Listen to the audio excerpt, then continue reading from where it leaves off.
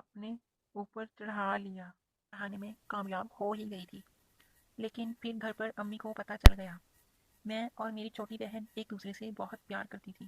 میں رنگت سے سانولی تھی اور دکھنے میں اتنی زیادہ پیاری نہیں تھی، لیکن میری بہن بہت خوبصورت تھی۔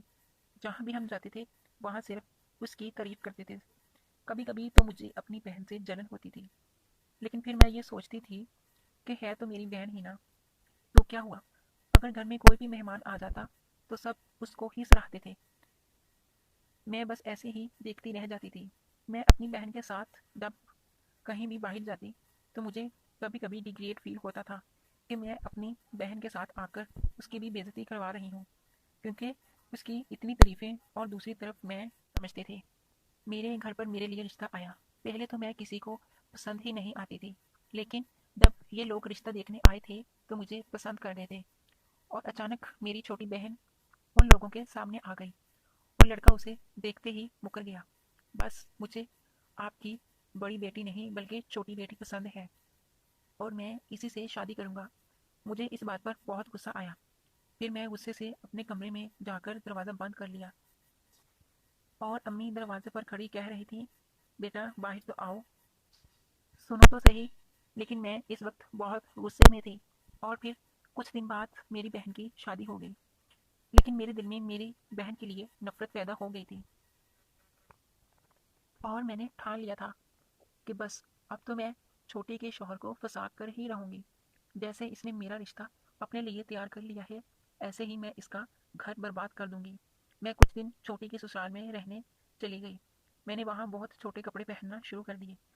چھوٹی دیکھ کر پریشان تھی کہ دیدی یہ کیسے کپڑے پہننا شروع کر دیے ہیں آپ نے؟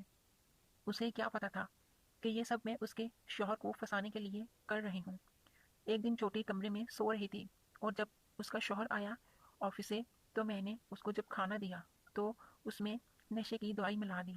وہ مدہوش آنکھوں سے میری طرف دیکھ رہا تھا، میری ٹانگیں اسے مدہوش کر رہی تھیں، اور ایسے ہی دھندلی آنکھوں سے اٹھا کر میں انہیں اپنے کمرے میں لے گئی، اپنے اوپر چڑھا لیا۔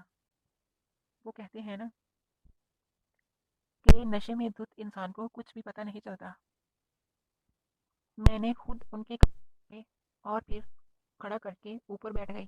میں بس اپنی چھوٹی بہن کو نیچا دکھانا چاہتی تھی، اور اس کے بعد میرے جیجو میرے سامنے شرمندہ شرمندہ رہتے تھے، اور میں انہیں ایسا ظاہر کرتی تھی کہ بس یہ سب انہوں نے ہی کیا ہے، کیونکہ وہ نشے میں تھے تو انہیں کچھ بھی یاد نہیں تھا کہ یہ نشہ میں نے ملایا ہے، اور وہ خود کو ہی قصوروار سمجھ رہے تھے کہ میں نے کنواری لڑکی کو کھول دیا ہے اور یہ میری ہی غلطی ہے۔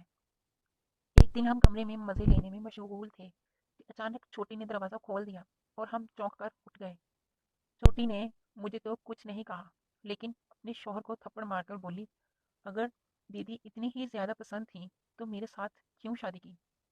چھوٹی غصے میں امی کے گھر چلی گئی اور امی کو سب بتا دیا۔ امی نے مجھے فوراً فون کیا اور گھر پر ہی بلا لیا، اور بے عزتی کرنے لگی کہ تجھے شرم نہیں آتی اپنی بہن کا گھر برباد کرتے ہوئے؟ نہیں آتی مجھے شرم، میں نے کہا۔